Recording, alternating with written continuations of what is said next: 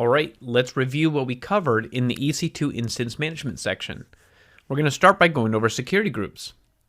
So with security groups, they allow us to define which type of connectivity is allowed to our EC2 instances. They use ports and IP addresses in order to define the allowed connectivity.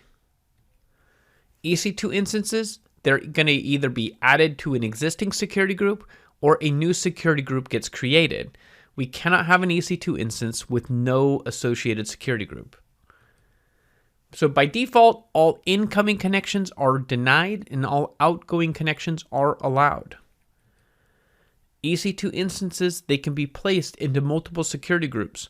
One reason why we might want to do that is if we were managing security groups on an application by application basis, and then we could just add EC2 instances to that security group if they needed to use that specific application. So if there was an EC2 instance that needed to access multiple applications, the way that we would do this is we would put that EC2 instance into multiple different security groups for each application that it needed to access. For EC2 connection methods, we have RDP for Windows instances. Those are going to go over port 3389.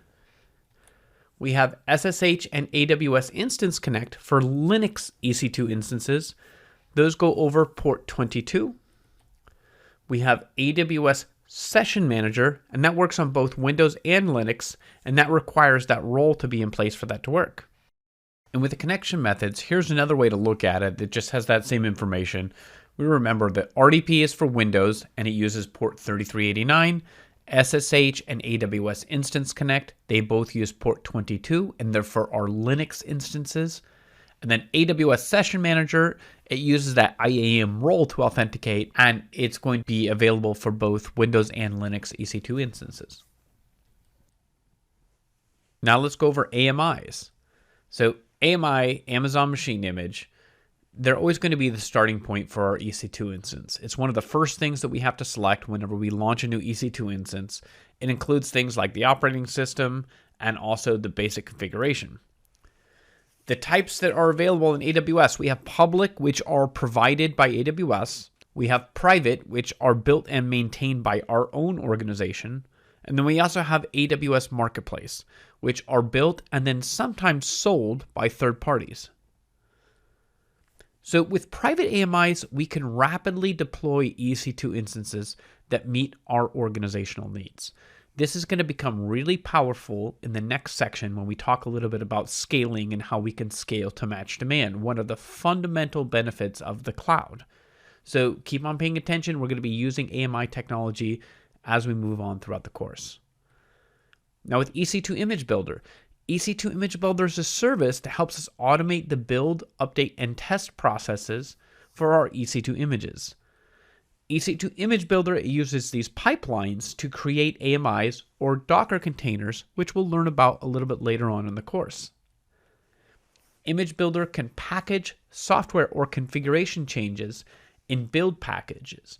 So these build packages, they help us update individual components of our EC2 images. So this allows us to keep everything up to date and sort of compartmentalize the different aspects of our images. All right, so the shared responsibility model as it pertains to EC2 instance management, when we're looking at things that are our responsibility, that includes defining and managing any security group rules, including putting different EC2 instances in the correct security groups, securing key pairs that are used to SSH into EC2 instances, and then also updating any private AMIs that we have. It's our responsibility to keep those up to date. With AWS, it's their responsibility to pass credentials into EC2 using Instance Connect. So we know that that's a fundamental part of the EC2 Instance Connect application. We're not using those key pairs in that case. It just passes it behind the scene using the AWS Management Console. It's also AWS's responsibility to update any public AMIs. Those are offered by AWS, and it's their responsibility to maintain those. All right. This completes the EC2 Instance Management section review. Now we're going to move on to the uses of EC2 Instance Management.